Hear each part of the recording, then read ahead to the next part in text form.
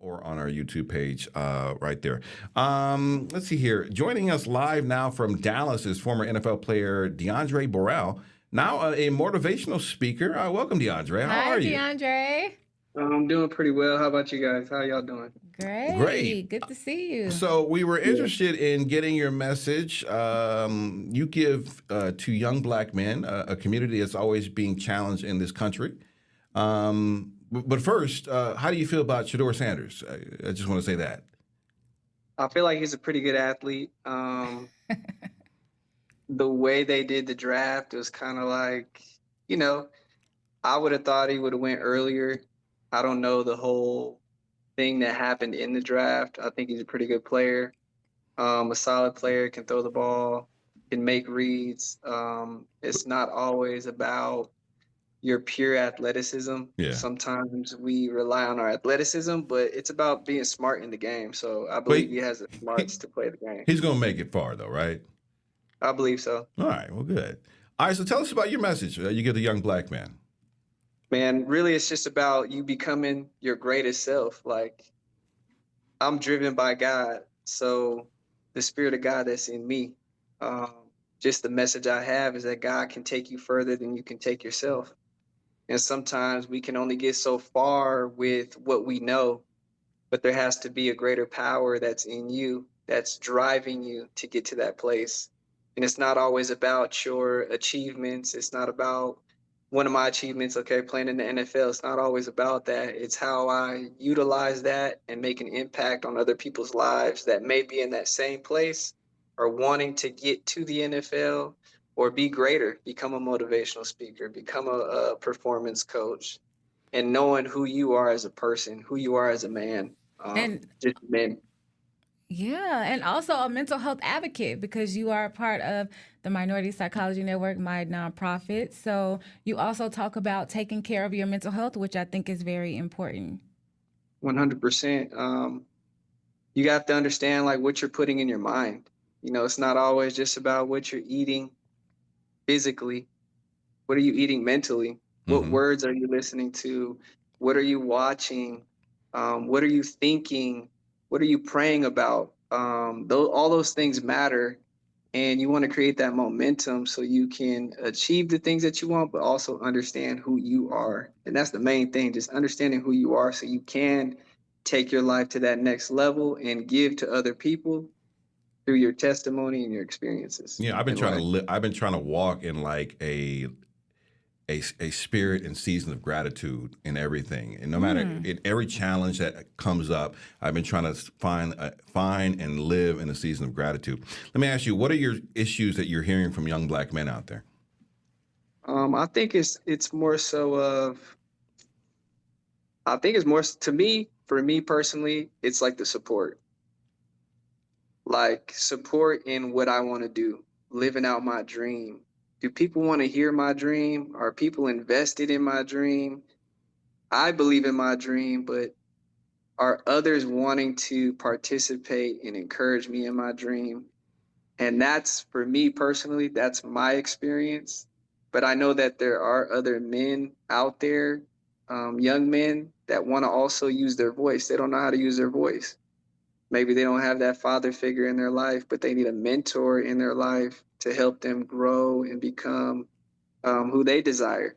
Well, that's where you come in, right? Yeah, that's where I come in, and I just see that often, just through my experience, and I've seen other men too. I just spoke to another young man the other day.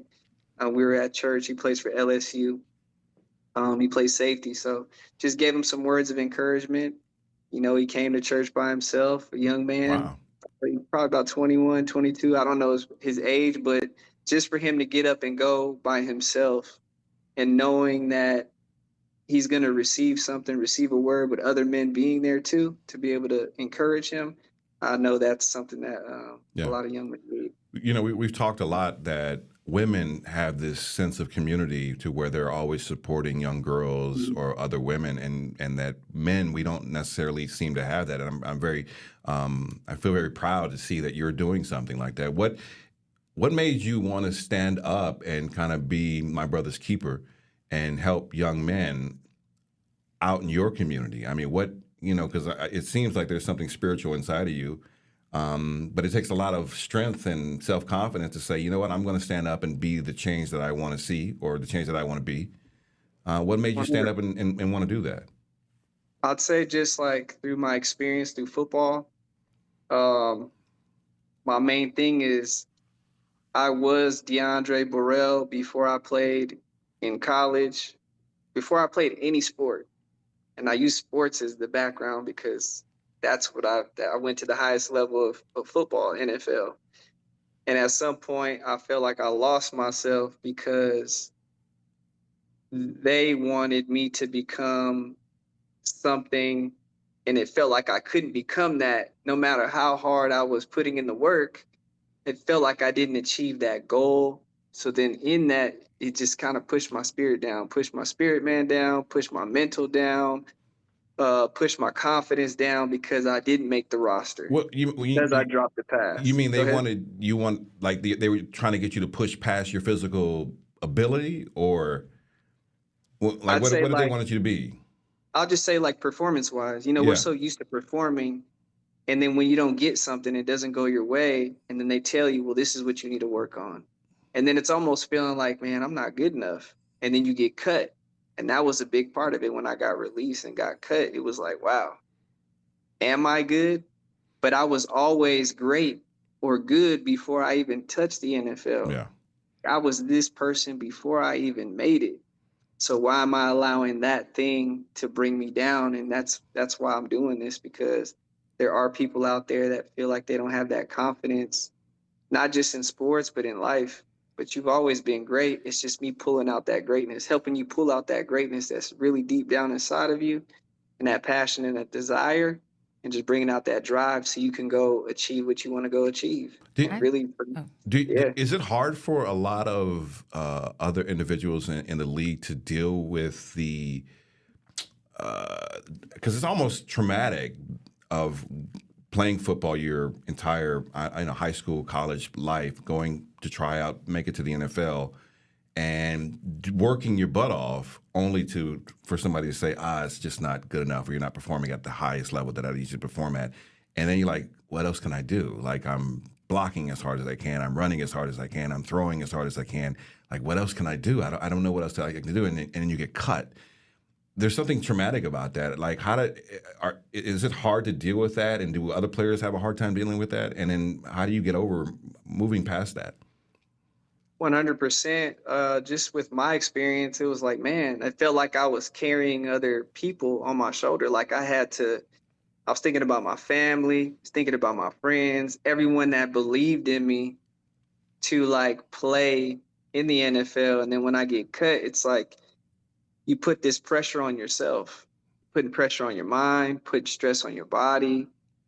You're making everything a have to. Like when I got cut, I felt like I had to work out in order to get back into the NFL. I had to do certain things, and it took the love away from it.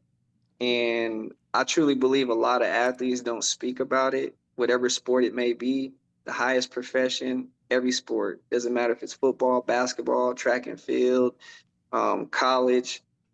It becomes stressful because you're putting your all into something. You're putting it in daily, well, you DeAndre, know. I Yeah. think that that's amazing that you were able to pull yourself out of it. But switching gears real quick, how is it Mhm. dating for you in the NFL? And what would you tell, young athletes who may be going through the dating stages right now that may be, in the draft pick or things like that? What would you? I'd say like just be careful, just keep your mind focused. Not everybody, well, I'll say dating if you're a man, not every woman is gonna have your best interest. They may just see what you have to be a part of what you're doing, and they want to be a part of the show. Mm-hmm. But just keeping your mind focused, because there's greater for you than just something that's fast, something that's quick. Because at the end of the day, what I say is you have one life to live, so Yeah. do it right. And Absolutely. I'm a person that's had those experiences, so do it right. You do it right, you only got to do it once, and you could Right. live that great life. So you got one time to do it. Be excited to do it, and do it the best you can. All right. You need me Yes. to come manage that money. I'm gonna start a sports management company. I got you.